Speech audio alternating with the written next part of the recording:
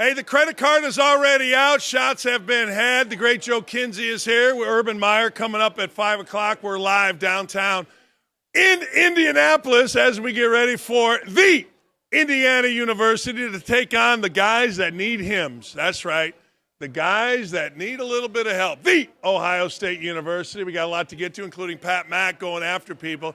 Urban Meyer, the lovely Lee Ross. You kidding me? Shelley Meyer and a host of. Well, just greatness. We're going to break down a game like never before. We'll get right back. Don't At Me starts when? Say it with me right now.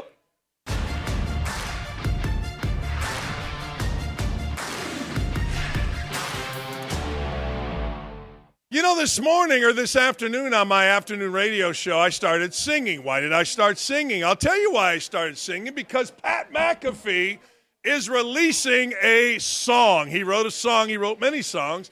And he's going to release an album. And for years and years and years, I would sing Tom Jones' She's a Lady, which would make women like over here and over here just throw their panties at me, even on the 6th floor at MS Worldwide. But the truth of the matter is, we love ourselves some Pat McAfee, and he's doing some stuff. Yes, he is. I'm putting my credit card away unless Joe Kinsey wants to grab it and go get us another shot of Jack Daniels, which, of course, being this weekend in Indianapolis, we're going to do a lot of. But Pat McAfee has the old guys in Building 4 at ESPN and a little bit anxious. Remember, let's go back. Pat McAfee got rid of 40-year veteran and friend of mine for a while, Norby Williamson, by just simply calling him a rat on TV. Well, Pat Mack, according to WWE president Nick Khan, who is also the agent to the stars, has the old curmudgeons in Building 4 a little bit nervous. This is from awful announcing Sam Newman. After an executive was pushed out of the network, Khan didn't name who, but we all knew it was Norby Williamson, the WWE president and former agent to the stars. I have a Nick Khan story. Anyway, he said multiple executives at ESPN suddenly are aware of Pat McAfee's influence. They started reaching out to the Kingmaker. That's what we call Pat Mack, the Kingmaker. Anyway, those are people that previously crossed McAfee, done him wrong, and who are now suddenly interested in building a relationship. I sent this to Pat Mack the other day. Usually takes him a couple days to get back, but I love what he's doing. One of them suggested a meeting. Really? See, the douchebags that are executives at ESPN treat you like shit. They do. Until they realize, wait a second here, you got some powerful people on your side, and the powerful people at ESPN are Jimmy Patera, who runs the joint, Connor Snell, who I think is gone now, and a guy named McQuaid does it, and, of course, Burke Magnus, who talks of team. Anyway, at least one of them got the response that they were not expecting from McAfee. Hey, Pat, I know I've ripped you in the past. We need to sit down. And Pat McAfee said, and I'm quoting here, hey, you're next. This is interesting. When McAfee threatens executive or airs grievances publicly, he's not risking his job the way a guy like me or you might. Why? Well, because they lease McAfee's show and they're entitled to he's entitled to $15 million a year. He's leveraged his independent platform against a network that needs him to more than he needs them. Think about that just for a second. Has there ever been anybody in the history of ESPN? Now think about this. This is the sports place. They have every freaking contract with every freaking sport except for the Big Ten, which is on Fox. Think about it. Has there ever been anybody, anytime, anywhere that ESPN needs more than that talent needed them? I needed ESPN until I didn't. I needed ESPN to get 2 kids through college. Actually, it ended up being 4 kids, which I'm cool with. Actually, it ended up being 4.5 kids. Anyway, long story short, I digress. So once I was done with ESPN, I'm like, hey, what's Clay Travis up to? And thus I'm here at Kilroy's with my bald-ass head and my buddy's glasses, trying not to drink too many Jack Daniels before Urban Meyer gets here. Anyway, that's a hell of a position to be in. Think about it, if you're Pat McAfee. Just think about that for a second. ESPN needs you more than you need them. He turned down a massive $15 million deal. Actually, he gave it back with FanDuel. Pat Mack shits money. Let's just be honest. He lifts a cheek, dollar bills, 20s, 50s, 100s fly out. All right, let's get back to the column at hand. That's a hell of a position to be in. McAfee seems determined to remind everybody at ESPN he knows it. The Your Next text is just the latest example of him doing exactly that. He's letting them know, and I got to tell you, I know those douchebags. Oh, my God, do I feel good for Pat Mac. I love it. Who that was directed at, what their status is, we don't know. But McAfee's confidence in playing by his own rules is freaking awesome. I don't mean this sort of. I mean this awesome. I love it. I do. Pat McAfee's first appearance on radio in a national market was on my show. And I got an email from his dad saying, hey, how about you have Pat on all the time? I said, let's do it. Bill Polian said, no, we ain't doing that. After Pat got going, then he would become a regular on my show. But here's what Pat has done. He's done what I haven't done. I just do shows. I don't care. What do I care? He has decided at his age he's going to take this to a whole nother level. And that level is beyond Building 4. Building 4 at ESPN is the executive. Bunch of white dudes that are scared to death to lose their pensions. So they've let L. Duncan, they've let, Stephen A. Smith and others rule the roost. McAfee doesn't care. And there's a big fight at ESPN right now between McAfee and Stephen A. Smith's folks. And I am here for it. By the way, Stephen A. Smith. Remember Stephen A. Smith his partner was Max Kellerman. Max Kellerman was a fight guy. And he moved over and did a great job opposing Stephen A. Smith after Skip Bayless was gone. Well, guess what?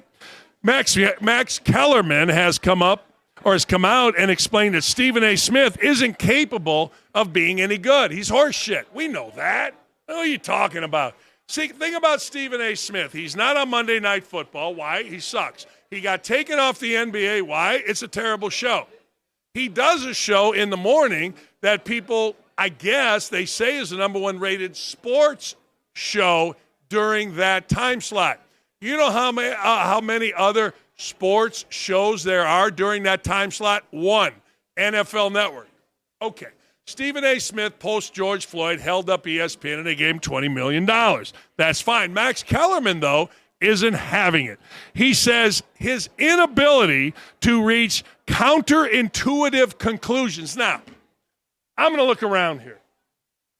I don't know nothing. But can anybody explain to me what the hell the word counterintuitive means? I don't know. But here's Max Kellerman. A hot take is counterintuitive conclusion. That on TV, you state as the conclusion. You do analysis, come to that conclusion. And when you say it, people go, what are you talking about? Then you explain it. Okay. How about you just talk like people, like we do on this show? I don't know. Anyway, at least you have a point of view. Skip Bayless, entertaining. Always enjoyed my interactions with him privately. This is Kellerman. Stephen A. Smith has no hot takes. Hold on. I can't think of a counterintuitive conclusion he reaches. That's not his job on the air. His job is to be the big reactor to counterintuitive takes. Meaning I give the takes, Stephen A. Smith yells about them.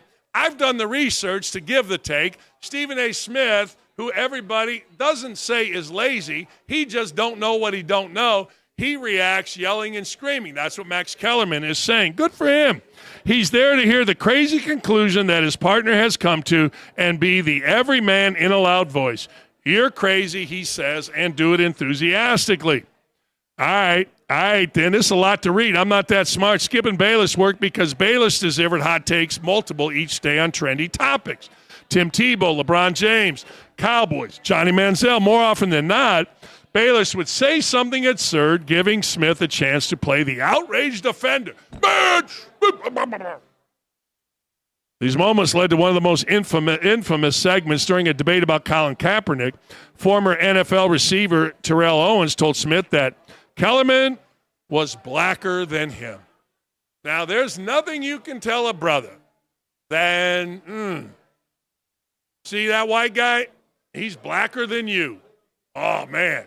I said that the other day to a guy on Twitter. I thought he was literally going to drive from wherever the hell he was and beat the crap out of me. Although, I got to tell you, I'm bigger in person. I'll tell you right now.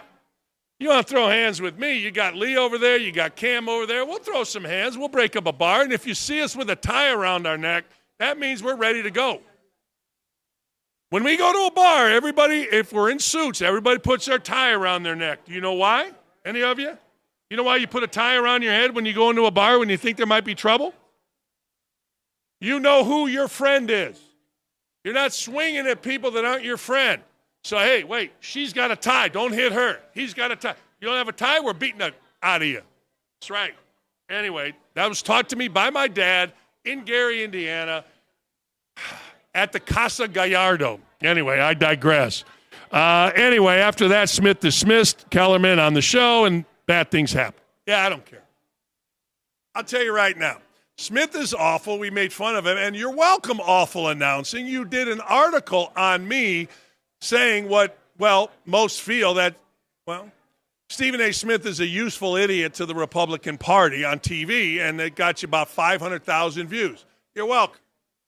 Even at 63, I'm the standard by which most people judge themselves. Michigan backer, by the way, and NIL donor, and famously not coming to this game, Indiana versus Ohio State, because he's whining.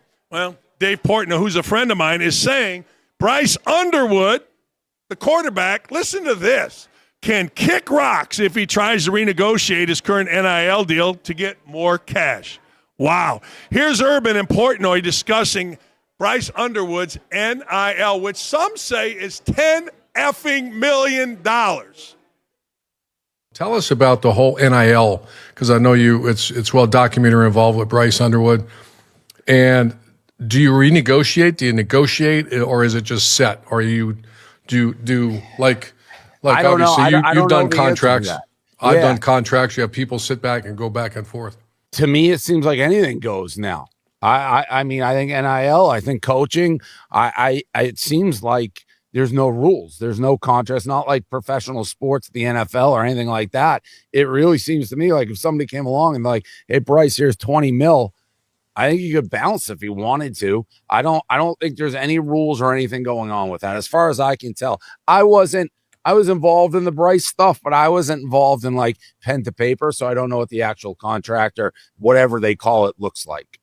Now, will you hear? I mean, will someone say, "Hey, Bryce wants to renegotiate" or something like that? Or are you out of it?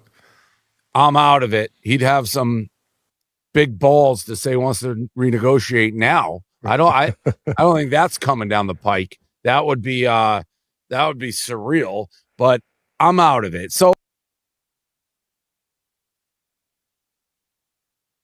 I did. I see the talent. I think we all see the talent, but I'm going to say this about Michigan, then we're going to be done with Michigan because they don't matter. It's Indiana and Ohio State, and we care about Indiana and Ohio State. But I got to tell you, the Harbaugh effect has wore off. And we saw this in Indiana with Mike Davis. Mike Davis inherited Bob Knight's 28 years of discipline, 28 years of structure. The biggest compliment I ever got in coaching. When I left Bowling Green, Louis Orr took the job. And he said in the paper, this is like the perfect program to take over. Every kid goes to class. Every kid's on time. Every kid's a good kid. Every kid works hard. That's the culture you build. But that goes away. Louis Orr, I told him when he took the job, you're going to win the MAC championship in the first 2 years. And he did.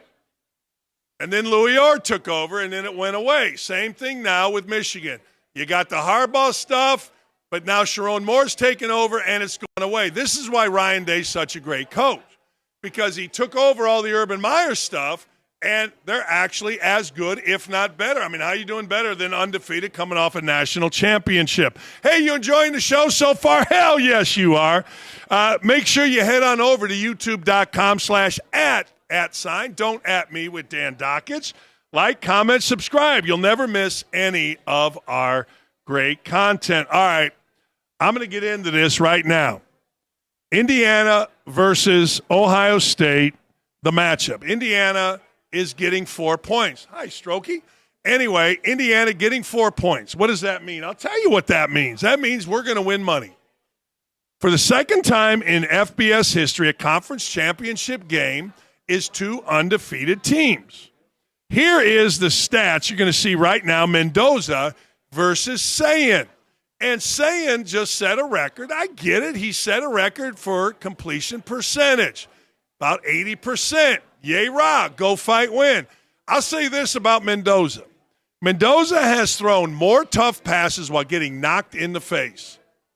than anybody I think I've seen forever. Both wide receivers are great. Omar Cooper made the catch of the year.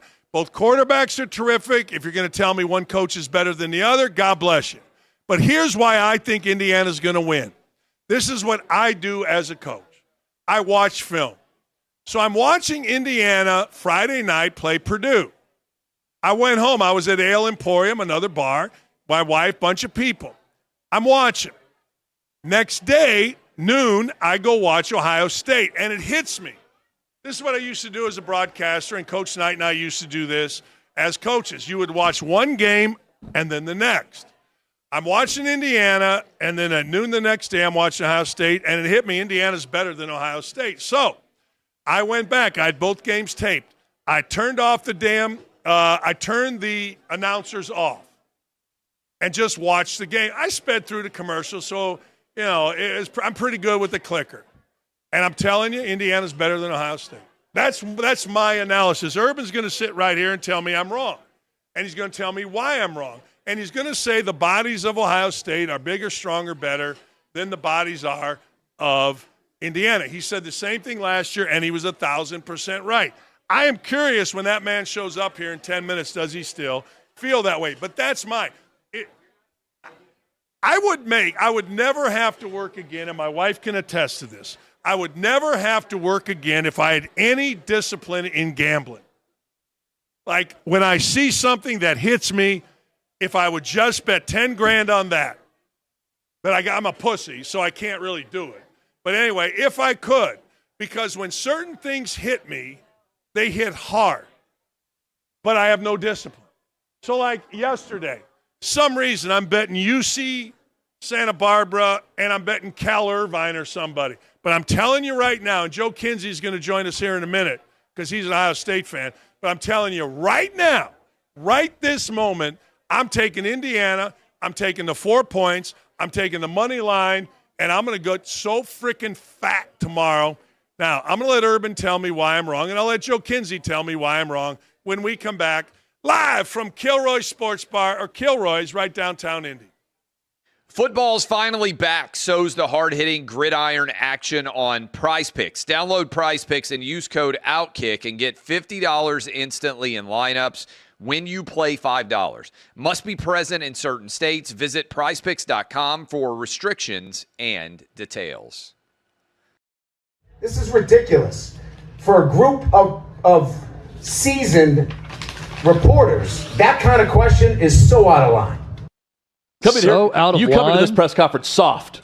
You don't come in here after. You come in here soft, and you ask me questions that I approve. Layups every time. He just asked what's going on with the offense. Now he said we ran the ball great last week. They beat La Tech 23-7. Right. In that game. That's not great. You've got a guy who's supposed to be a Heisman Trophy candidate, possible number one pick. They beat Clemson 17-10. They beat La Tech 23-7. They got 5 interceptions from DJ Lagway and scored 20 points at home. Tennessee hosting Georgia this week. So everything Josh Heupel's been able to accomplish, which is a lot in his short time at Tennessee. The one thing he has not done is perform well against Georgia. Now, no one's performing well against Georgia with the talent they have, so he's not unlike a lot of other people. But 17 points is the most he scored in a game against Kirby Smart. So I ask you, Matt, is this his best opportunity to have success against this Georgia Bulldogs program coming up on Saturday? You're damn right it is. You're damn right. I'm excited about this matchup. I really do think you're exactly right. That stat is also a little scary now that you mentioned it that way, and makes me second guess what I'm about to say. But yes, I do believe that this is one of the best opportunities that Josh Heupel and the Tennessee Vols have in defeating Georgia. I really like the addition of Joey Aguilar into the offense. I think he fits the offense extremely well. His presence, his ability to be a physical presence moving in and out of the pocket. I expect him to be a little bit more of a force attached to that ground game with Bishop and Starr.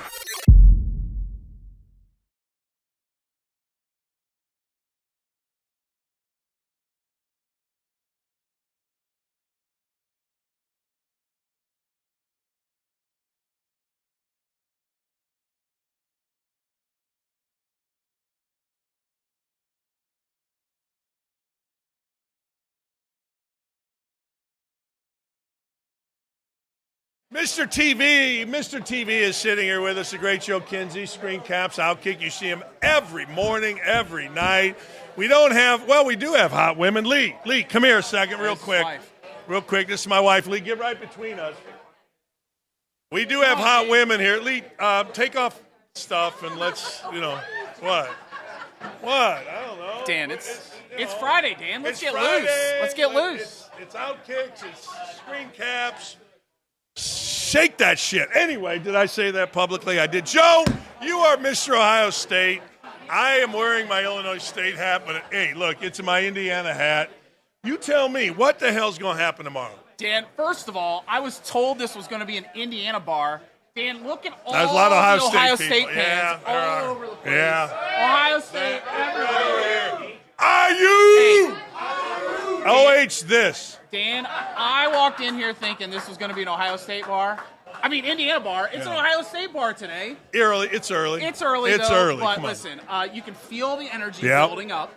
We were walking over here, and they told us when we came in, they're selling these tables right here for $2,500 tomorrow. $2,500, and you get the table all day. 7 tables, $2,500. Well, this is going to be a cash cow weekend for Indianapolis. Here's what all day means, and you know this. All day means 2:30 or 2:15, whatever time it starts. Indiana, Illinois, or Louisville, top 10 team, probably out of the top 10 now. So that's going till about 4:30. Yep. I actually called my buddy who owns St. Elmo's. I said, "Yo, Craig." I didn't realize. I said, I'm here all day. I said, can my wife and I get a table like 5:30? He laughed at me. But I anticipate a call coming saying he's going to clear it out. All right, Joe, screw all this. Yeah, Tell me about the game. You are Mr. Ohio State. Give me your preview before Urban Meyer comes in and gives a preview. Dan, I can't believe I'm sitting in Urban's seat right now. I'm warming up. He's going to sit in your seat, pal. Unbelievable energy right now. I told you off the air, I said, Ohio State, do they have the energy to win this game? Do they come in after beating Michigan? That's the thing. You know it's hard to get a team up. That's you true. know it's hard to get a team up when they come off the big win. And there's a lot after, meaning there's a playoff after. So this is in between. And they're saying the loser is still going to be a bye team, right? Yes. So does Ohio State bring the energy to even win the game? I think 4 is a safe line for Vegas because it makes you want to take Ohio State. That's the key. You want to take Indiana because you think I think Indiana has the ability to keep it close because they have the energy, Dan. That's so I am going to see so pandering. I think you That's should so ask Urban. I think you should ask Urban. That's so fucking condescending right now. This is a new I think era. Indiana has the ability to keep it close. Shut up. This is an undefeated you're team. taking Indiana. I think Ohio State has the ability to maybe step in the ballroom with the big boys right now, and that's Indiana. What are you talking about? Well, they do have the win against Oregon. I'll give you that. Ass kicking. Can they run on Ohio State, Dan? I don't think they can. I don't hope they don't. Because you want to throw on Ohio State? Yes, because I got a lot of money on Fernando Mendoza to win the Heisman Trophy. Okay. So hell yeah, and if Fernando Mendoza and Daniel Jones can win the MVP, Double D's quitting every job he has, and he's going to Vegas. Damn you, Dan! I knew it was something. I knew you had gambling on this in some way. Listen, ticket prices through the roof. Through the roof. Yeah. Everybody from Indiana wants to be here, yeah, right? It's a hot ticket. Yeah. I saw that Ohio State former players cannot get tickets. They should. They can't get tickets. This isn't Ohio. Get them the hell out of our state. I don't even know why we let Urban in.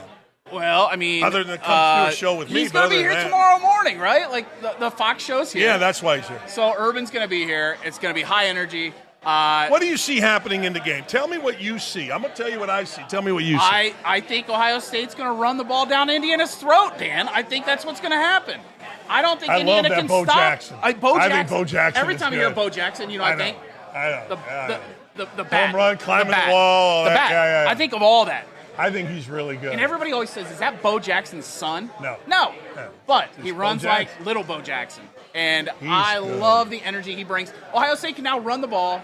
Julian Sand doesn't have to. He throws the bread baskets right in the bread basket. I'm going to say this. this. It's beautiful. I'm going to say this, and I'm going to say that you're right. Julian Sand, I want to hate him. I want to hate. I think he has a punchable face, but I don't hate him because he is such a nice kid. He throws such a good ball. Yeah. And our guy's really tough, throws a great ball. Yeah. I'm looking forward to it. You made a great point. Ohio State's defense is legendary. Like right now, it's historic. It is. But nobody in college football this year beat their conference opponents worse than Indiana beat theirs, and that includes going to Penn State. That includes going to Oregon, going to their rival, a 9th-rated team in Illinois coming into our place and dropping 63 where it could have been 163. Honest to God, that's big. That's big. It is big, and I'll give you credit because I think that's the passion. I think that they had to whip everybody, right? Indiana had to go through the season, whip everybody, and prove that they were a top 4 team. I think after last year, after the way that last year in the playoff ended, that wasn't great. Ugly. That wasn't great. That wasn't great. So Indiana has to blast them, right? And a weak schedule, Dan. You have to admit the preseason schedule was weak. You know it was weak, and they had to prove it throughout the rest of the season. Why wouldn't it be weak? It was weak. Last thing before Urban shows up. Yeah, he's here. He is. I owe Ryan Day an apology, and you know why I owe him an apology. Because you were a dick. I was a dick. I was an asshole last year. Why would you be a dick to Ryan Day? Because, Dan, I didn't see the passion in the Michigan game Everything's last year. about passion. Last year, the passion. What did he do on the first pass this year? He went deep, threw it deep. You know it. It was great. Second pass wasn't the greatest, though. That's all right. Interception. But they kept going back to the deep ball. Ohio State. Do you owe Urban an apology? No, Urban is. Love Urban. I love Urban. You love Urban. Listen, talk passion to Urban. I guarantee you, we're on the same page here. But anyway, Ryan Day went deep right away. It was like he knew what he had to do last week against Michigan. Go deep, get the points. Indiana +4 money line. Ohio Urban State. Meyer, Shelley Meyer, We'll Lee cover, Dan. Ross. All right, next. Let's See go. ya. Football's finally back. So's the hard-hitting gridiron action on Prize Picks. Download Prize Picks and use code OutKick and get $50 instantly in lineups when you play $5. Must be present in certain states. Visit prizepicks.com for restrictions and details. It's Hot Mike with Hunter Withrow at SEC Media Days here in Atlanta. Diego Pavia is our guest, and we're making Chad feel great because we're standing on this elevated platform. That's right. Do you feel, you feel like you're 6 feet tall now? Maybe 6'1", Plus the shoes, maybe 6'2". I think 6'2". Okay, we're getting there. Hair 6'2". We're getting there. You are definitely best dressed here. Show the liner inside your jacket. I can see what you've got here. This is legit, man. Go ahead and shout out where you got this. Gary Veach, man, our equipment manager, hooked me up. Really, he hooked up the whole team. And so we got our engraved names right there. The whole team has them. The whole team has this jacket. Yeah, the whole team has this jacket. Legit. Yep, different colors, though. You could say you gifted your offensive line this if you wanted to. Yeah, but I'm not a liar. No, I'm just kidding. What's it like suing the NCAA? Well, I really don't know how to answer that. I mean, it worked out in my favor. I'm super blessed for it, for sure. We'll never do that. Right. So you're in a world of change, and you win. You're back because you've won. I mean, you get to live out your dream another year, right? Yeah, that is true. Well, I want to finish something that I started, and I want to win a national championship at Vanderbilt. It does feel like you're sort of the poster boy of what the transfer portal can do for someone, right? With extra eligibility, you had the JUCO years also, but you're an overnight sensation at Vanderbilt. You were a great player at New Mexico State also, but how cool is that now that you get to extend that journey, being the guy that everybody looks to and says, oh, that's why the transfer portal is there.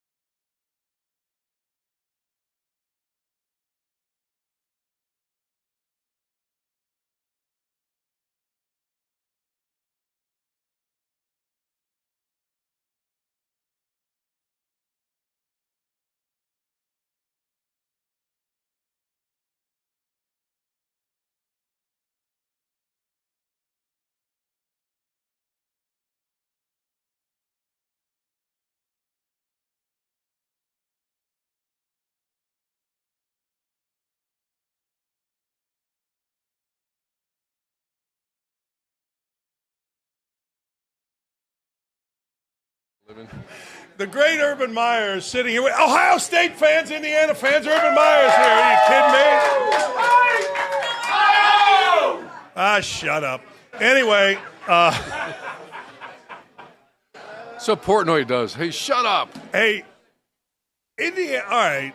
So now we're in the Big Ten championship game on the way to the college football playoffs. But you guys, and I'll take whatever heat you want to give me, you Ohio State guys, you're nuts with this Michigan thing. Nuts. Like, you're insane. Like, your text to me, order has been restored. You guys are nuts with it. You only have, not only, all right, Ohio State since 1970 has 3 national championships. You won 1. Did you win 2? 1. Tressel won 1, and last year. Since 70, you have beaten. 68, actually. Yeah. 68. No, you sure 7? I saw it up there. 68. All right, I rounded to 70. You've beaten Michigan 28 times. Yet beating Michigan restores order, not winning a national. Y'all are crazy with this. I hope it never changes because, we are nuts. And that's the great state of Ohio is that's passionate. I grew up in the 10-year war. It was Bo against Woody. Yeah. That's all I knew. And I get, I hear people say, well, the game's going to be, they maybe move the game and.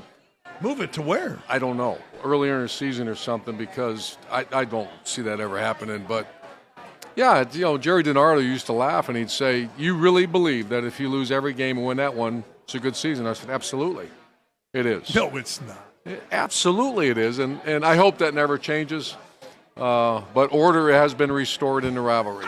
I will say I can sleep again at night.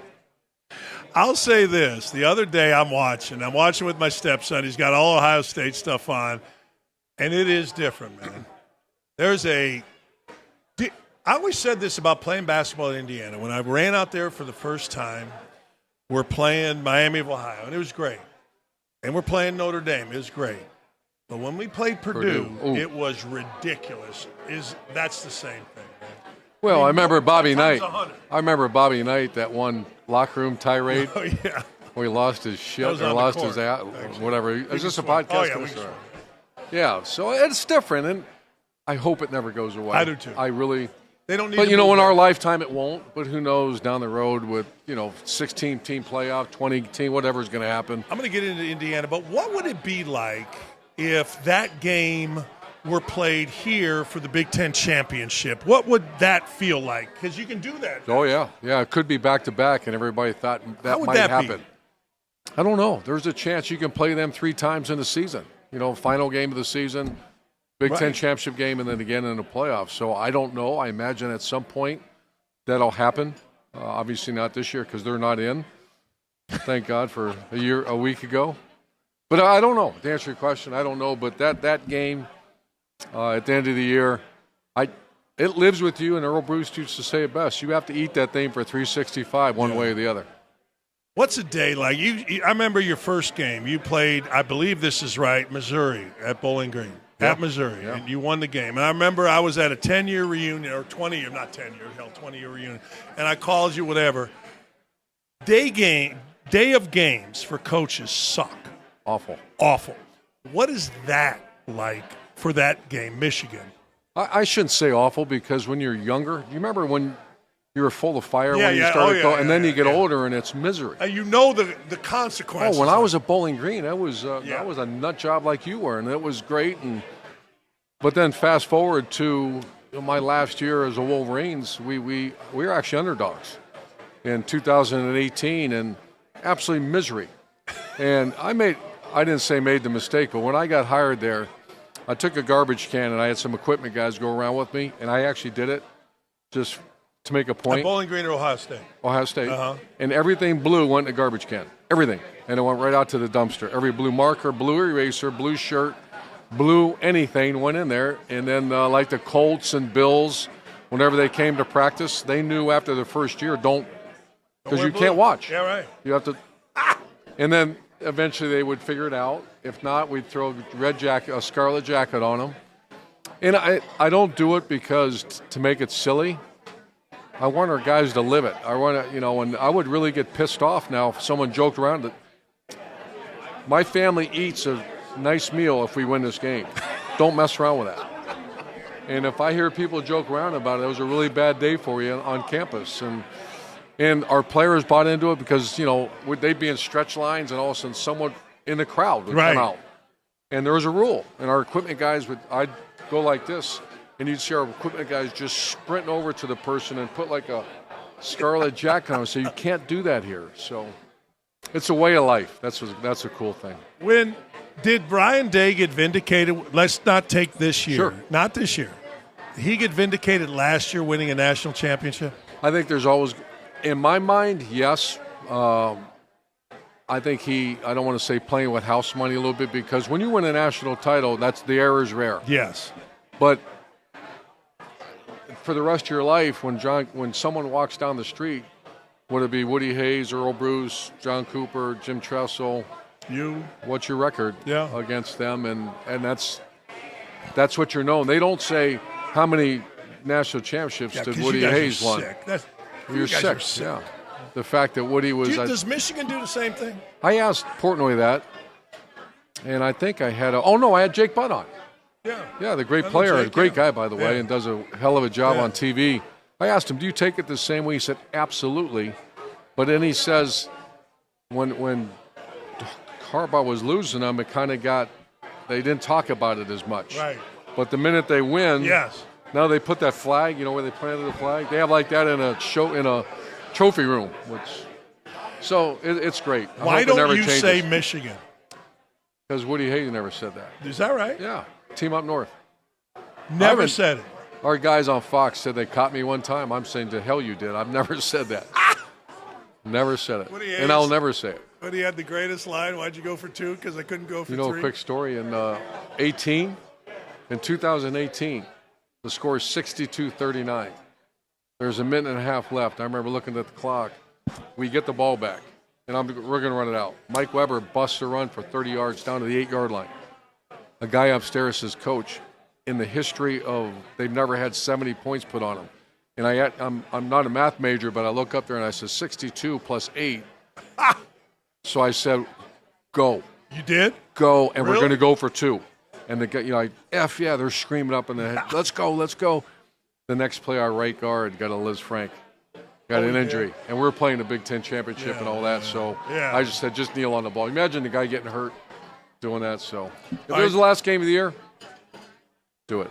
Speaking of that, I got guys, I'm watching all this stuff, and I got guys telling me, please tell me I'm wrong about this. This is the most meaningless 1 versus 2 championship game. Who says that? I can't imagine. No, please. Stop that. Walk me through. You get a big-ass ring that says you're Big Ten champs. That's what, in the undefeated season. Yeah, no. And the number Who 1 said that? seed, I want to meet that person. You've met him, actually. A bunch of friends of mine, a guy named Custer from Hudson, Ohio, is like, Ryan Think Dale. about what Indiana's got going right now. Yes! Think about what that season's there. You go tell those players, that coach, this is meaningless, you might get hit. You go tell that coach second half, we're not going to play you, the quarterback. We're not going to play. There's no chance, right? No. You get hurt, you get hurt. It's historic for both teams. For both teams. Yeah. How many years were you a head coach? I think 18, 19. Okay, so your winning percentage is either 1, 2, or 3 in the history of college football. 3. Huh? I think Ryan's passed it. Someone told me. Okay. My point is, how many undefeated seasons did you have? Good question. Utah had 1. Ohio State had Florida. Regular or all the way through? All the way through. 1. That's what I'm saying. Yeah, it's hard. How many? Two. Utah and Ohio State. That's right. You won the bowl game when you were going to Florida, and you came back. Yep. Yeah, 2. I try to tell people, you got a chance to go undefeated, and win and get a ring. First of all, the mentality of that of these coaches or programs, they wouldn't be here. Right. Signetti, you tell that's going to be a fight you don't want to get into. Same with Ryan Day, and then the players. The way Indiana's played, the way. Stop with that. That's right. What did you see out of Ryan Day? What did you see out of Ryan Day? He was a GA for me at Florida a long time ago, 5. Then I followed his career. I actually went and visited him at Boston College when he was with Steve Adazio. And then I went and visited him when he was with the Eagles with Chip Kelly. And, I just wanted to see him teach and coach because I always followed him, and I heard great things about him.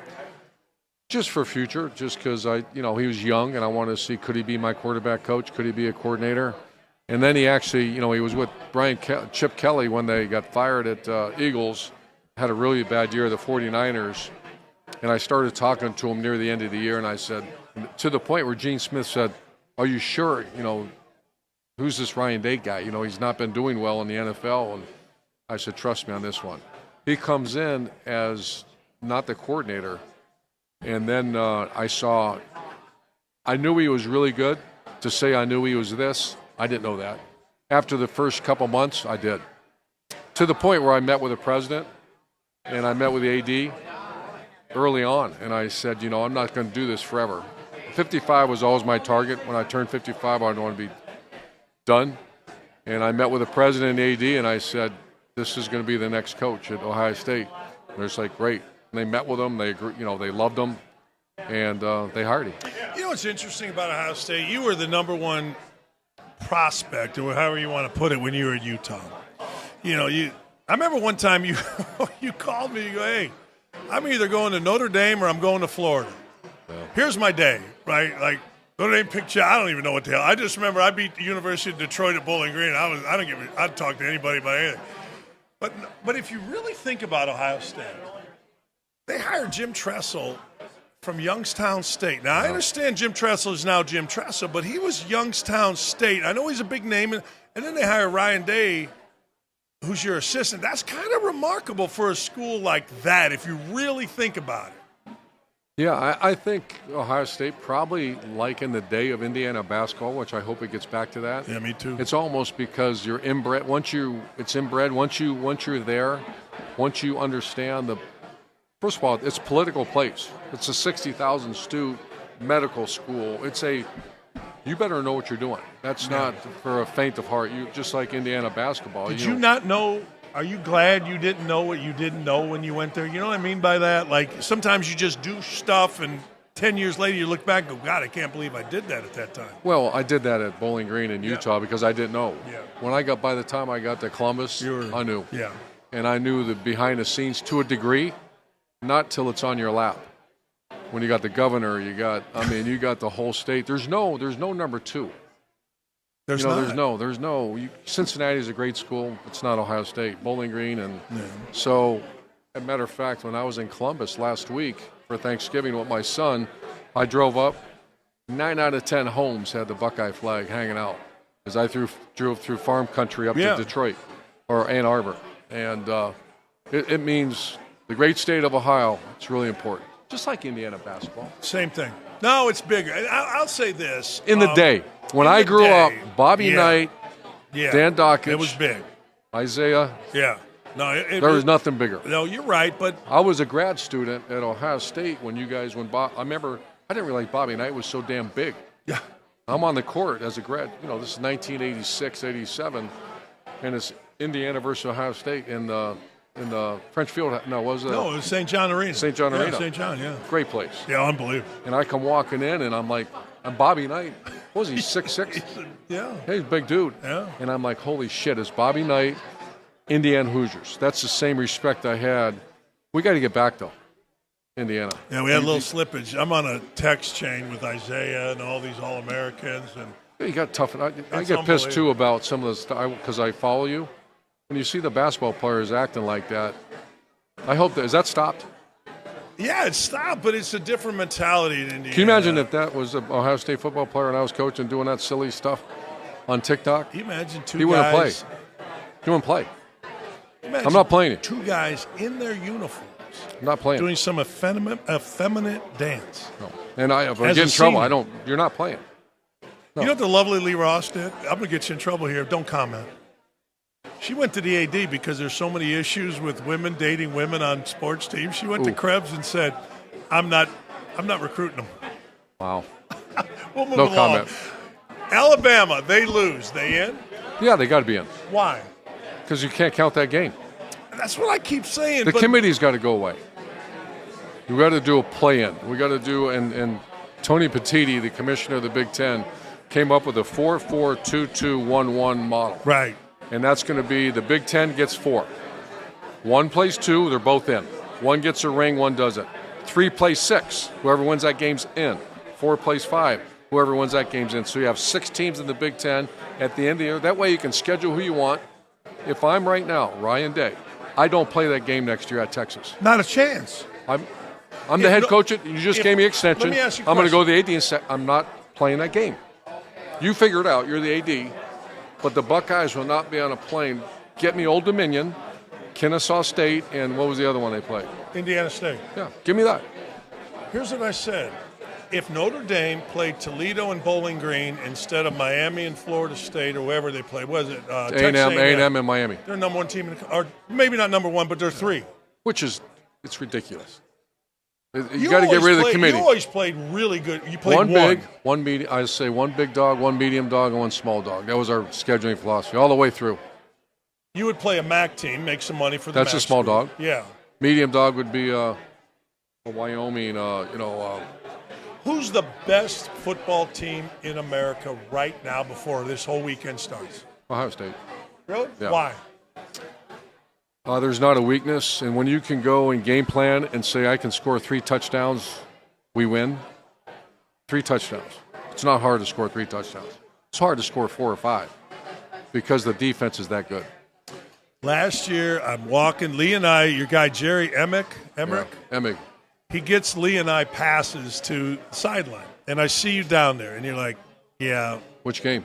Ohio State. Oh, God. And you said to me and Lee, you're like, yeah, y'all don't have the bodies. It's going to be a long day. So let me ask you, Indiana now, a year later, can they, without, let's just say, saying throw an interception, can they line up with Ohio State and beat Ohio State without having something weird happen? So a lot like when I used to watch you game plan, games are all about matchups. Yes, there's strategy and plays, but at the end of the day, it's a matchup. So I kind of did this. Quarterback. I'm going to go with Sayin. You are? Very close. Why? His accuracy, and I love Mendoza. He was on our podcast. No, One I of the get greatest it. things I I've get ever it, yeah. seen. But he's had a few bad games. He's only completed 53% of his passes last 3 games. He's had 3 interceptions in the last 5 games, or 5 in the last 3 or something. He's thrown some picks. Last week, I know it was bad weather, and cold. They just ran the ball down their throat. Sayin, my God. He's pretty good. What he did at Wolverine. So let's go through them real fast. Running backs, I think it's close. Offense line, I'd give an edge to Ohio State. Receivers, significant edge. Tight ends, edge Ohio State. Defensive line, I think it's close. That's the one where I see Indiana's got a really good D-line. Linebackers, Ohio State. Back end of the defense, Ohio State. So on paper, Ohio State wins the game. But Todd McShay also told me this, Dan, that Indiana, this is the most talented roster in the history of Indiana football. He said there'll be 8 kids drafted probably, and he said that's combined the last 8 years. Guaranteed. This is a real team. Now, if you just walked them out, which I did, I stood on the sideline. Ohio State is the better, more talented team. And you start throwing in the fact that Cignetti's had those 2 coordinators for 9 years. I've been saying this for 2 years. Indiana's about as well-coached football team as I've ever seen. You know, there are fewest big plays against them on defense, fewest turnovers on offense. What does that mean, big plays? What do you define as a big 20-yard play? And that's a lot, it's players, but you don't ever see broken coverages. You don't ever see mistakes. You see coverages and the fronts coordinated. You see good tackling. That's all intentional. That's, throwing a fade is something kids do in the backyard and they throw touchdown passes. Tackling is not. You practice that. Run fits, where I'm going to keep my outside arm free, force it back. That's not something you see kids doing when they're in 7th grade. Right. That's coached. So the coaching you see at Indiana the last 2 years has been phenomenal, and you throw that with the most draft picks, I think it's going to be a great game. You and I were standing actually with my stepson a couple years ago. You were doing Big Noon Kickoff. Michigan was playing Indiana, and you said, look at these bodies. Look at the ass on Michigan guys way up here, Indiana. Okay. Last year you said the same thing, Indiana. where are the bodies Indiana compared? And I'm going to include speed with that. Urban, I swear to God, I remember certain things. We were in my backyard. You had just gotten a job. I think I had 3 baseballs into your backyard or maybe off your roof. And we were sitting there talking. I go, okay, how are you going to rebuild this? And you know what you told me? I'll never forget this. You said, speed, and more speed. In fact, you said, I'm going to go to the Ohio track meet or something and get like the first and second place guy in the 100, 200, 400 relay. I've always thought about that. And then you told me about bodies. So give me that. How? Because we think in Indiana, this is the most athletic, fastest, blah, blah, blah, blah, blah. Where they compare body-wise, speed-wise, that kind of thing. That's a great question, and they're still not Ohio State, but this is the closest version. Because last year they weren't. Last year they weren't. No. And this year they're not. I mean, that doesn't mean I'm not respectful of what's happening. Yeah. The thing that changed my opinion of Indiana, because last year they beat teams they probably should have beat, and when they played teams that had the same checkers on the other side or better, they lost.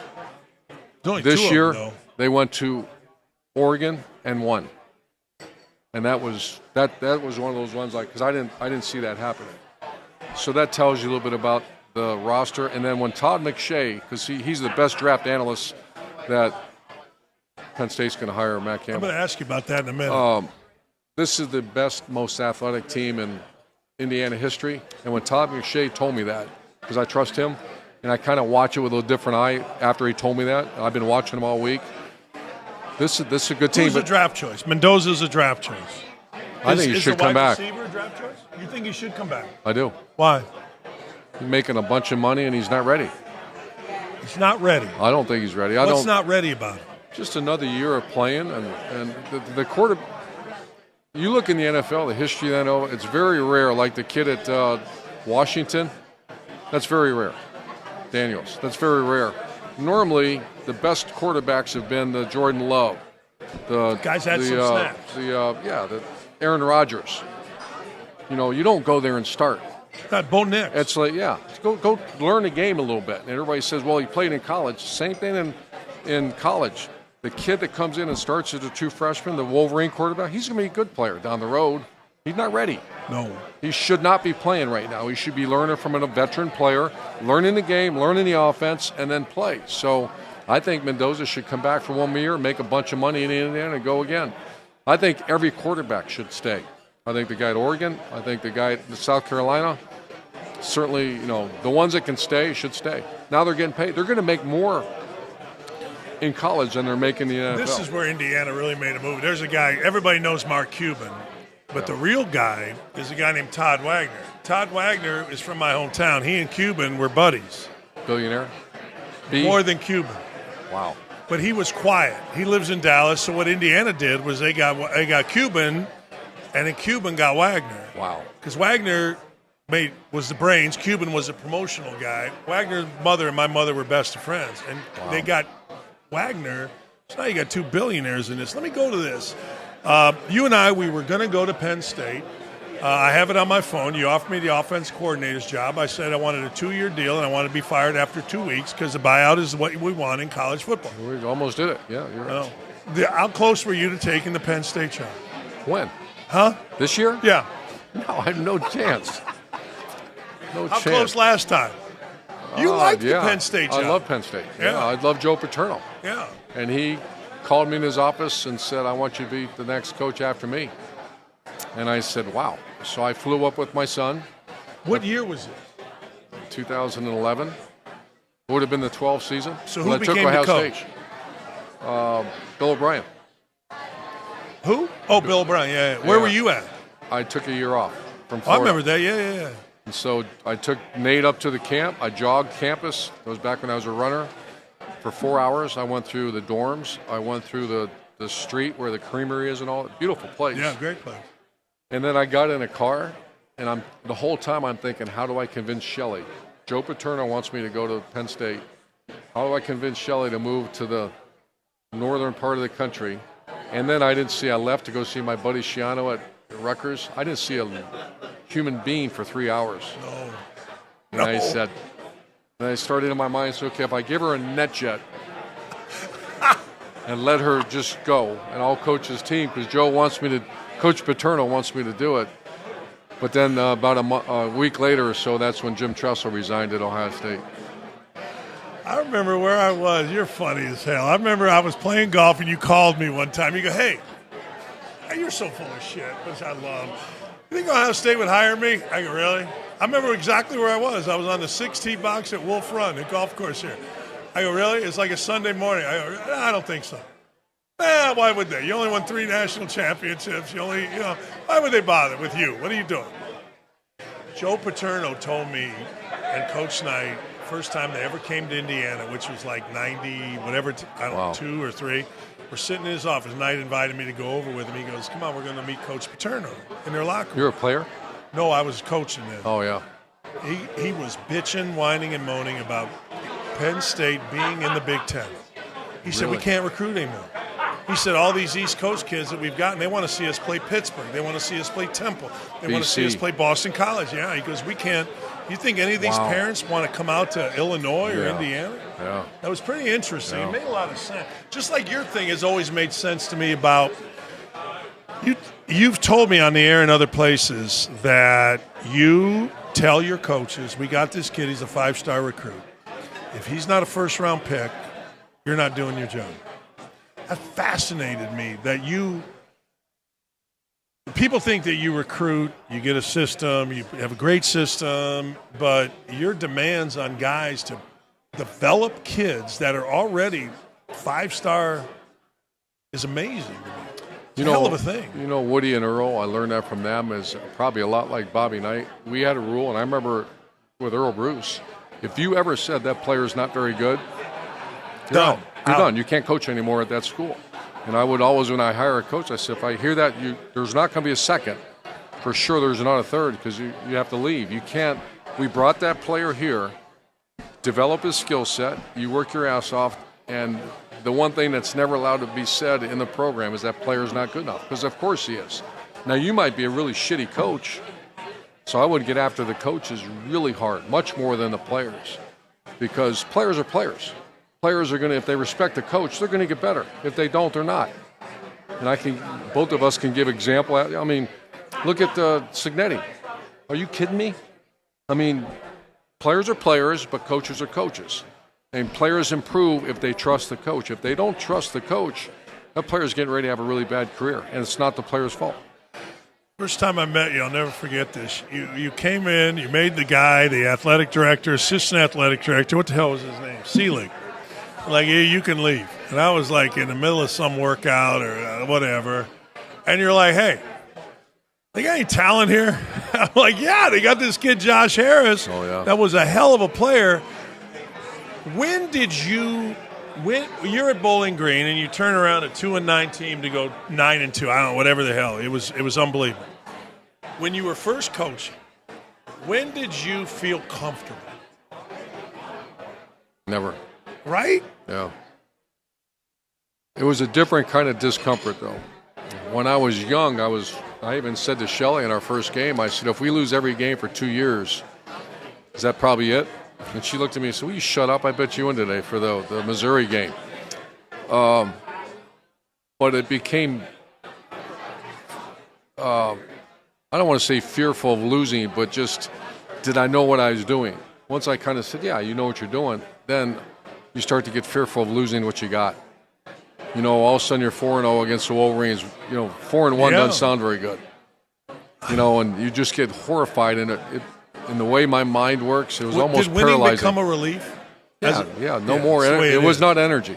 It was, oh my God, and another the next one. Why'd you decide to quit? Oh, and I just want to go live my life. I never have. I found the right, and plus when I saw Ryan, I was going to go maybe a year or two more.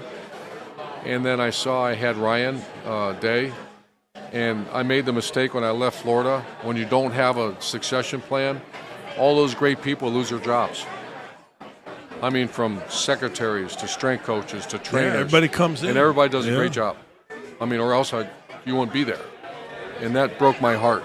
So once I saw that I had, I think, the best infrastructure in sport, Mark Pantoni, recruiter, Mickey Marotti, strength coach, Sean, the trainer, academics, everything, and I went like this. I said, it's good. And he knew it. I said, you're good. Now go recruit and call plays. What you do is better than anybody. You don't have to go hire strength people. You don't have to go put together a strength program. It's all set. And so I kind of knew, and it was, prayer, and then I was dealing with some health stuff. Those headaches were killing me. Yeah. I said, I want to go live my life. I have a theory. Tell me if you agree, because you coached at both. You mentioned losing two years in a row.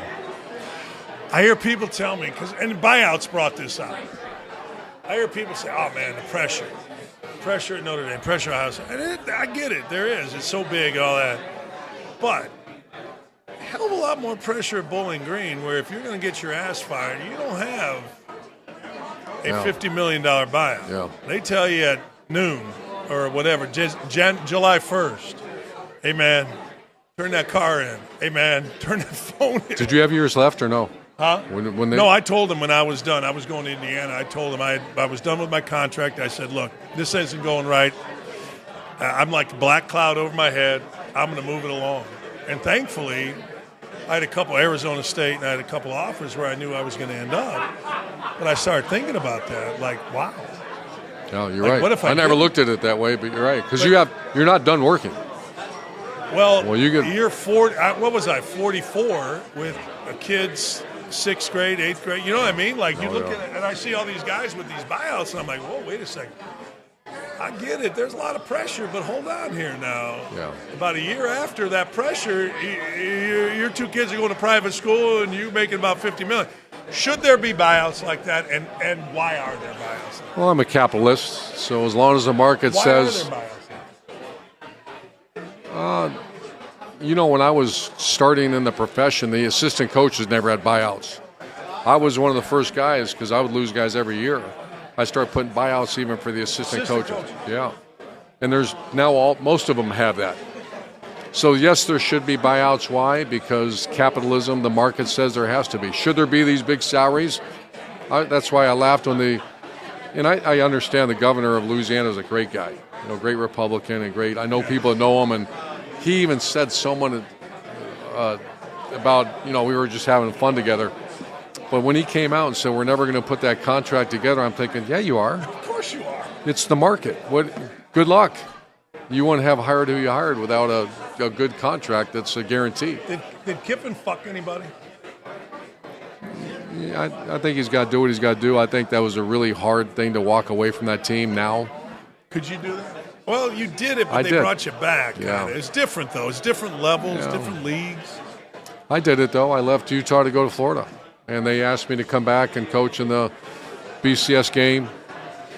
I think when you're saying it's a rival and it's a playoff, and they do have they have a good team. So that's a tough situation. So answer my question. Did he ever? Did he what? Fuck anybody. I'm going to plead the fifth on that. I don't know. You're the best with players. You're the best. I'm the worst. I'm like, hey, look, those guys walk in, they quit all the time. I saw you say that. Yeah, I saw you say that. They demand more money. I'm not right. I'm not wrong. I get it. I'm being a little harsh there, but it's what it is. The key is the Charlie Weiss Jr. going back and coaching, because I thought all the assistants would go away. They hired the D coordinator as the head coach, and the offense coordinator is there. In season, the head coach is a little overrated. Recruiting, developing a culture, talent acquisition, off-season, motivation. That's all the head coach. Once a foot hits the ball, the two coordinators are – now he'll decide fourth down and take a shot and all that, but the fact that they have both coordinators still going, Ole Miss will be fine. Guy says to you, you're playing Michigan, you're playing Alabama, you're playing for national championship, all right? Guy says to you in your headphone, we're going to run this. Now, you put together an offense. You put together the spread. You're the most innovative guy in college football over the last 30 years. What's that like when you disagree with what he wants to do? It's great. And that happened, the younger I was, I did it all the time. I said, no, or I'd say, run the flood, run this, run that. I was with Dan Mullen forever. And so you're with someone that long, like you had your guys, you start thinking alike. And he would I give this story about the the final drive for the national championship in '08. He says, how about the shovel? And I'm going, oh, my God. I mean, what a great call. I mean, that's our signature play, first down against Oklahoma. We run another play, and Dan Mullen over the headset, national champ, says, how about the jump pass here, Coach? And I was going, I almost passed out. And I'm like going, hell yeah. I didn't think of that. But there's other times I would say, take the shot, or run it. Run the ball, Dan. Get the first down. Don't screw around. Because the head coach has got to know what's going on the other side of the ball. If you have injuries, they need a break because they just had a long drive. Don't take the shot. Get a couple first downs. So that's where the head coach manages the game, where Dan has no idea, or my coordinator, Ryan Day, has no idea that's going on. So that's when I would overrule a lot of things because I'm thinking about the other side. Last thing, I want to get Shelly up here. I want to see She's got a couple good stories. Yeah. Smartest thing, one of the smartest things I've heard you say, because I've heard, and I never thought of this. You talked about Cardell Jones. And I saw this, I'm like, God damn, that's brilliant. We're going to throw sideline passes. Because if he throws them, he's going to be excited. He's going to throw them high. They're going to go hit a guy. Every time. That was unbelievable. Yeah. Nothing over the middle, because the safety's going to be right there when it goes high. It's like, it's the analogy of a basketball player. The first shot always does what? Goes long. Always. They're jacked up, no question. And it hits about the back of the rim and it comes flying off. Or it's a bank. Yeah, right. I see that all the time. And I love basketball. And then football, I've seen it so many times as a young quarterback in practice. Hey, get in there, and all of a sudden. Yeah. And he did one time in the third series, and he hit the safety right in the face for Wisconsin. And I was going to kill him. Then he's coming over, and he goes, my fault. Never happen again. I'll tell you something else. I love that kid, by the way. You let me come in to one of your coaches' meetings before you got ready to play national championship. Really? And you showed me a play. There was an All-American. I was sitting – you got your whole desk here, and I was sitting here. I was doing a game. You're like, hey, come on over. And so you had all your guys. Was it Bama? I think you were getting ready. It was after Bama. Yeah. And I think it was Cardell Jones lit up an All-American.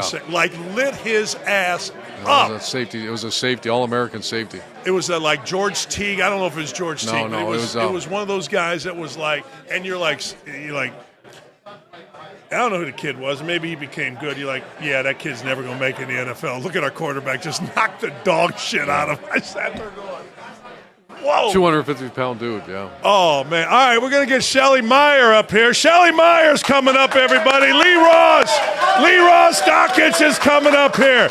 Urban and I have been having Urban and I have been,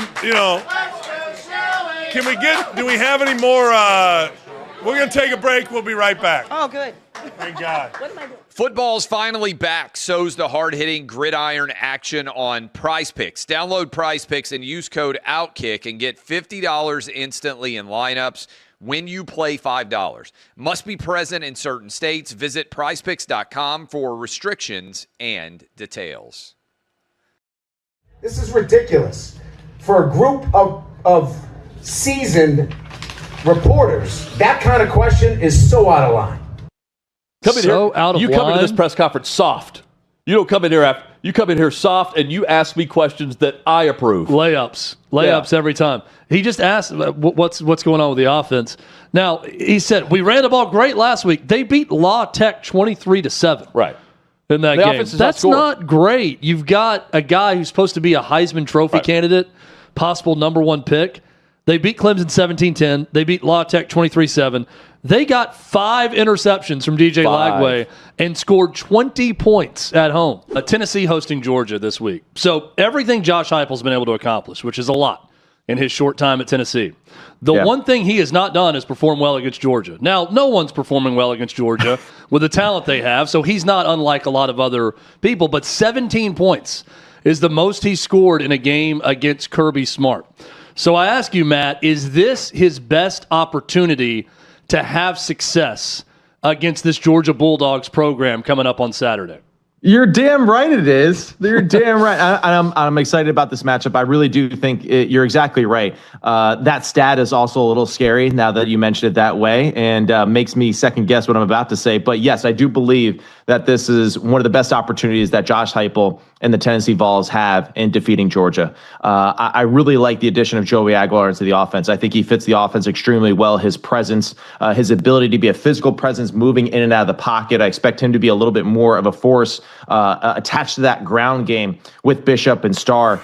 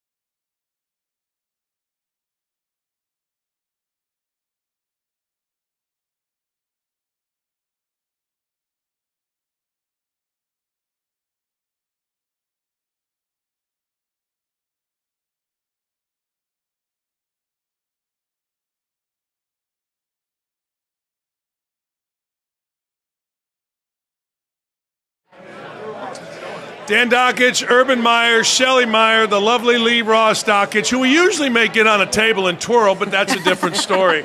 Shelley, I got to ask you, how'd you two meet? We met at a fraternity party at Sigma Chi at University of Cincinnati. You go to this fraternity. Was he a member of the fraternity or was he creeping around? No, he was a member. He was? Yep. Did you know of him and his beautiful mustache back in the day? Had never seen him before in my life. What happened? Well, I don't know if any Sigma Chi's are in here, but Sigma Chi Derby Days is a pretty big deal on college campuses. It's just the Sigma Chi's and then all the sororities. All of the sororities. Sigma Chi. So we're over. What the hell? So I'm over at the house every day. You're over at the house doing games and whatever, and one of his buddies said, "Hey, that guy wants to talk to you," and he was up in his room looking out the window. First of all, I have to tell you. Wait, I have to back up. Oh, creepy. I did see him before this moment, but I didn't know. I didn't know him or anything. I was playing a game where sorority girls. Yes, I was a sorority girl. We have to make a Sig smile without touching him. Make a what? Make a Sigma Chi, a Sig. Make a Sig smile without touching him. All right. So I went and bought a Playboy magazine, first time in my life. Yeah, And I was going around flashing it to all the guys. I would flash the centerfold. I would go, "Does this look like me?" and I did it to him. Even he was coming down the stairs. And you get these paper crosses, and if you collect a lot of paper crosses, you get points. So I said, "Does this look like me?" Hell? And he smiled. He smiled, and I said, "Give me your cross." The next guy that came down, I go, "Who was that?" Oh, He yeah. caught my eye. I said, "Who was that?" And then he told me. Anyway, then we met like the next day at the house, and Did he have the sexy stash? Did he have the thing? I've seen that thing. That's good, man. it got me back then. Awful. No, it got me. I guess it worked. It worked. Well, anyway, did you date starting then? And did you, you had to dump his ass a few times. You got tired of all this shit, Let's go right? to the Bowling Green story. No. I had a high school boyfriend I had to get rid of first. Yeah. It took me a little bit. But after that, after I met him, I was done. I don't know if I've ever told you this, but Lee and I were dating. She dumped me. True story. She had a boyfriend. She dumped me. Went back to him. I literally sat in my house. Now, I was married 22 years. I sat in my house one day. It was a really nice day. The Cubs were on, and I started eating Dreamsicles. I ate 17 Dreamsicles out of a 24-pack, sitting there wondering, why am I more miserable about a woman that I barely know dumping me than I was about my wife of 22 years? I looked in the pack. Urban, I'm like, I've eaten What's 7. a dreamsicle? What is it? The creamsicle. Ice cream Like a popsicle. covered with it's a big popsicle, orange. Vanilla ice cream, right? With orange covered. It tastes Yeah. like a baby aspirin. Yeah. Shelley ate 17 of this. You know what I did? I said, screw this. I'm going to go out and get laid. I don't care what I got to do. Can you say I that? don't care.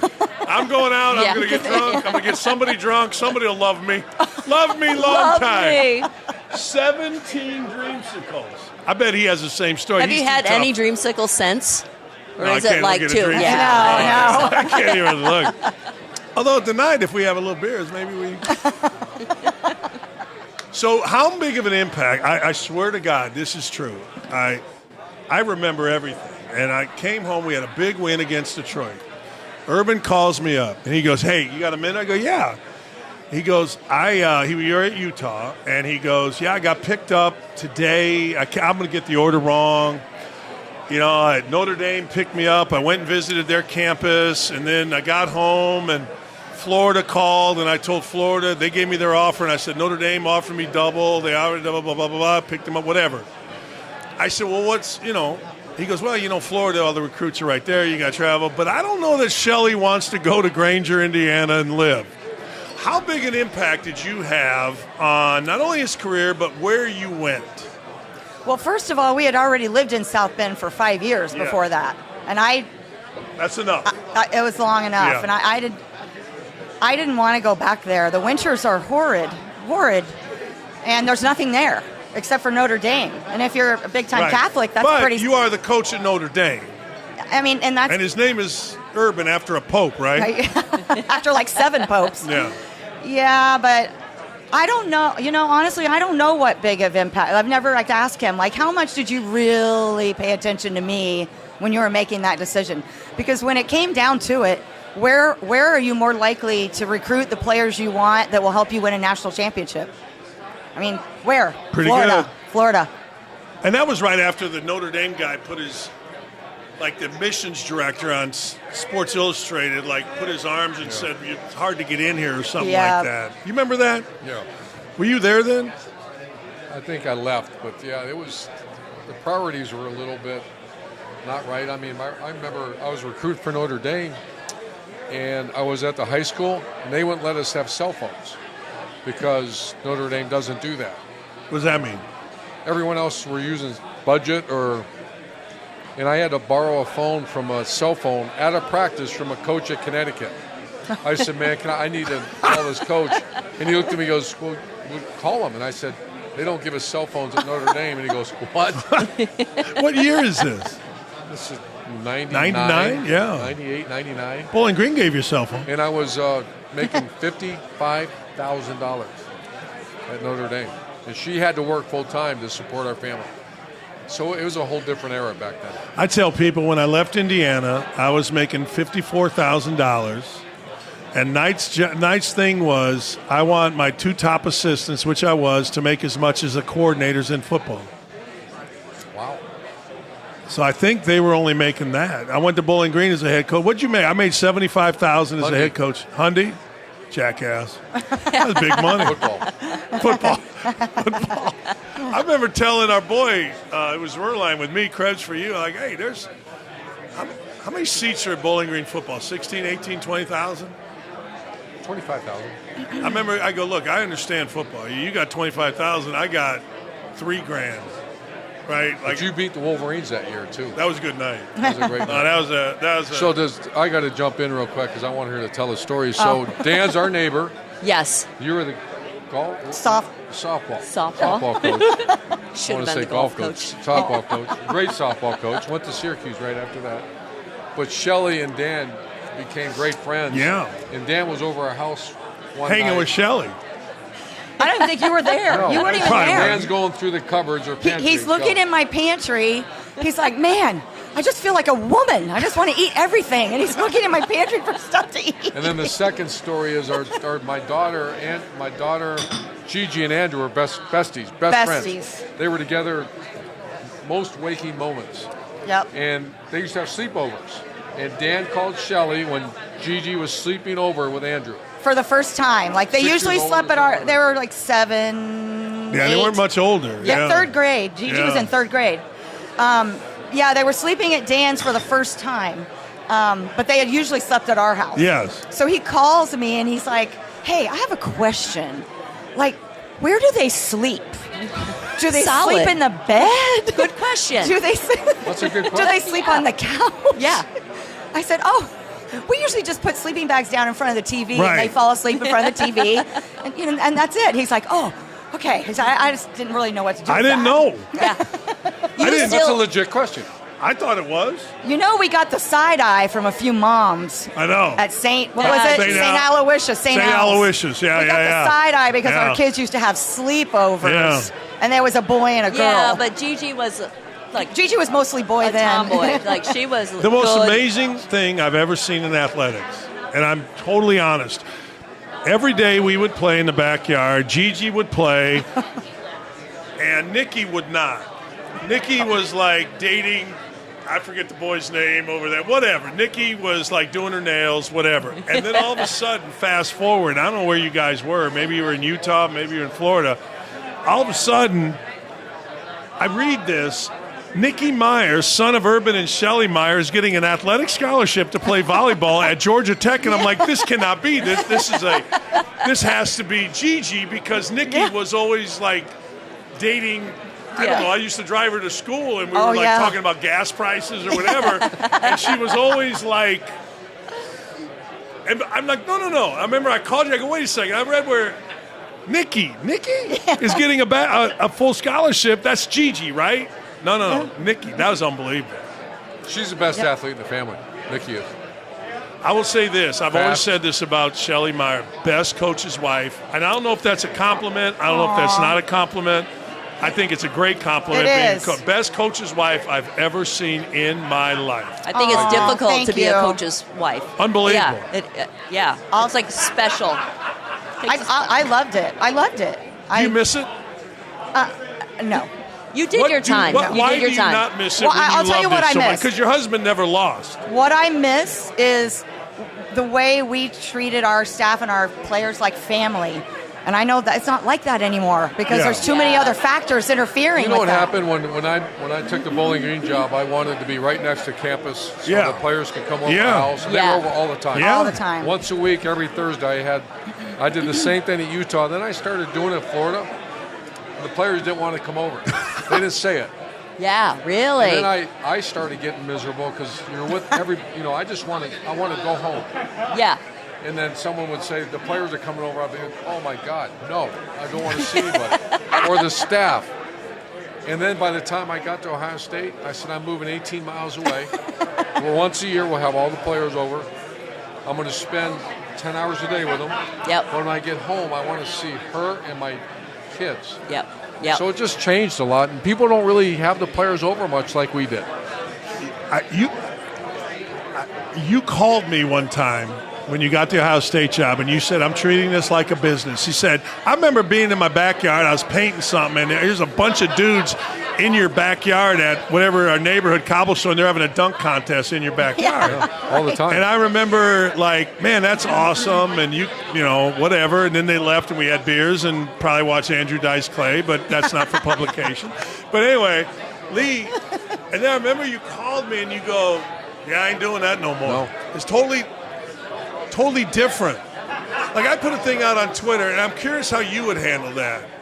I think times changed. Hang They on, really if did. somebody It's came to changed. you before a game, and I don't think you were coaching when this happened, but it said, look, I'm not playing tomorrow unless you give me another $5,000. Oh, God. No. I couldn't handle it. I couldn't. Did you ever have that? No. The first one was Denzel Ward, who I love, by the way. Great player for the Browns and great person. Him and his mom came to see me before the Cotton Bowl one year and said, I'm not playing in the Cotton. I don't think I'm going to play in the Cotton Bowl. And I was like, say that again. What do you mean? And he said, I'm going to be a first-round draft pick. This is not the play. They didn't have the playoff then, I don't think. And I'm not going to – I don't think I'm going to play. I said, you're going to play. And his mom looked at me and goes, probably not. And his mom and I are like this.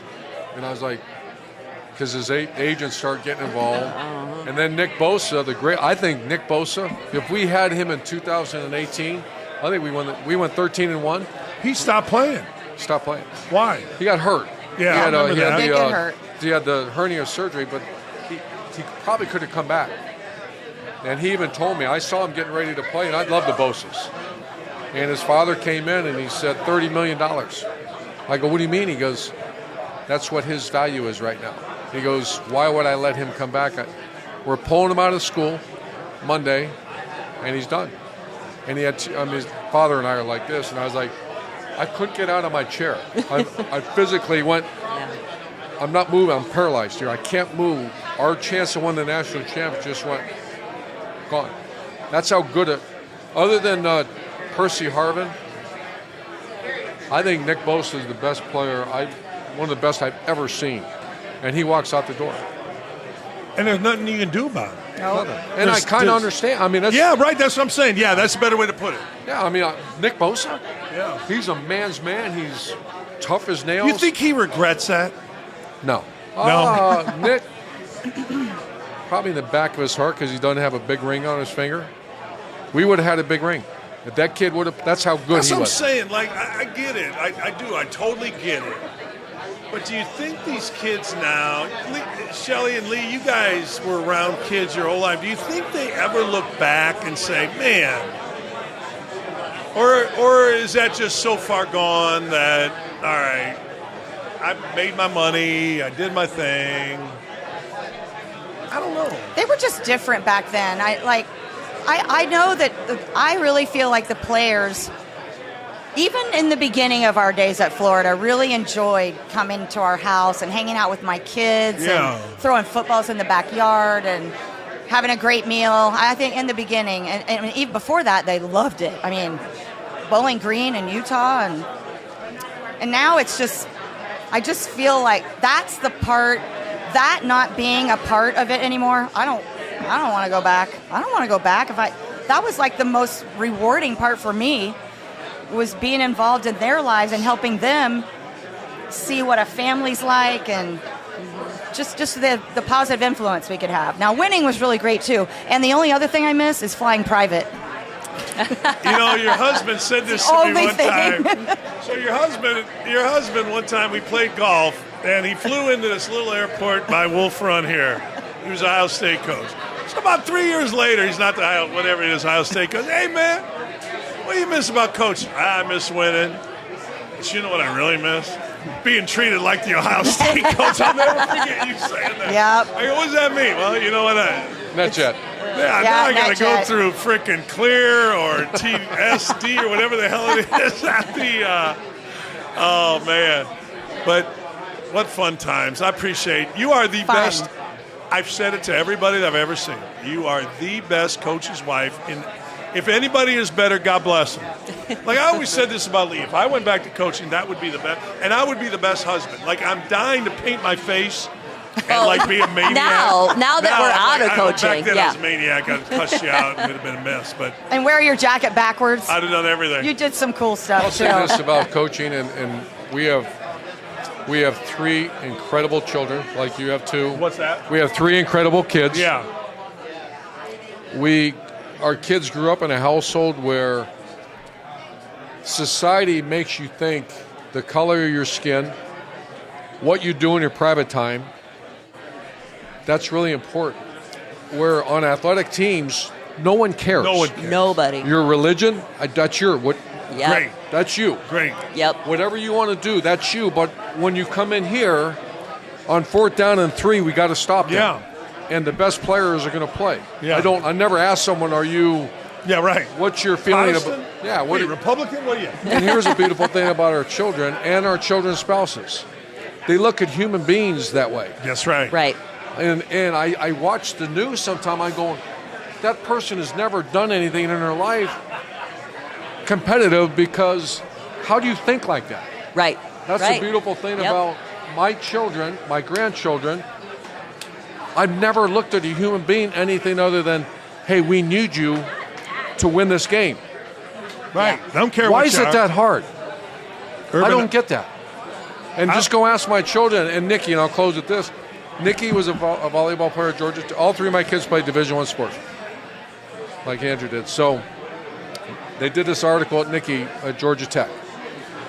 And I got really emotional when I saw it. She says, I learned more on the volleyball court than I ever learned in the classroom.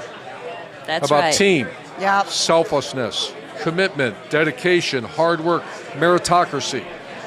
Yep. And now I watch her. She raised her children. Yep. And it's because of what? Because she had great coaches, she played on team sports, and she taught nothing else matters other than who you are. You can play or you can't. You can help. We win, we don't, and it isn't about and what anything you do else. on doesn't matter. I used to do this. Steve Alford, he was religious, really religious. So he FCA and all that, and I was not. I mean, I went to church every Sunday, and I didn't tell anybody. You still do that? Go to church, any church? Huh? You say that every Go to church, any church. Yeah, I don't give a damn. Alford, would sign something, so I'd put a big D, Dan, Doc, just to piss Alford off. I'd put nipples on my D's. He go, what are you doing? I go, what? You're Mr. Religion. Get away from me. You're the best, Dan. That You're was the the best. only thing we ever did relative to religion. But you're right. Like I don't know. All I know is this: you guys have raised incredible daughters. You've been the best coach in the history of college football. You're the best coach's wife ever, and I'm just proud to be your friend. Always have been. Always will be. We're so glad we had those 2 years living next to you. That was a ball. That was a ball. That was just 2 idiots yelling and screaming every moment they could. I never forget. I walked so hard, tears. I walked out of a meeting with him. I met not John Chaney, some guy named Chaney from Purdue. For whatever the reason, they brought every football guy in. A guy named Cheney was Jim offensive. Cheney. Yes, great guy, nice guy. Some other guy and some other guy. Urban comes in. We sit down for 10 minutes. I go, literally, this is a true story. I get in my car. I drive over to the football stadium because Anderson Arena was in the middle. I go, what are you doing? What? You're hiring this guy, right? I mean, it's over. Well, you really? I go, shut up. I mean, don't be an idiot. What? So I take all credit. Yeah. No, but it was so obvious that, because correct me if I'm wrong before we go, I know we got to go. You guys were getting fired at Notre Dame. The year after I left, we did. Year after you we left. just had a great year. We went to the Fiesta Bowl. Oregon State beat you. Beat the hell out of us. I remember you and I were golfing, and you're like, you can't believe this. Was it Dennis Erickson? Yeah. Like, unbelievable. Yeah, Hushman Zada was a receiver. And Yeah. there was another great receiver, yeah. They beat the hell out of us. Usually we have you dancing. In I'm not Toledo, gonna we had dance you on today. stage twirling at an event. yeah. Would you like to add to this? The one thing I want to say, when you were talking about your kids, I think coaching is a hard job and you're gone a lot. But the experiences that our kids got to have because we were coaches, I feel like makes up for all of that. Yeah. Because I know there's times where I felt so guilty, like I missed my daughter's first home run, when she hit one in school, but she got to sit at front row at a Syracuse game against Duke. I mean, so the things that they get in return, and actually the people they meet, all the players that come to your house, it makes up for it. You're right. Appreciate you, Sally Urban, Lee. Appreciate Thank you guys too. Thank you. Gilroy Sports Bar, Indiana. Not only.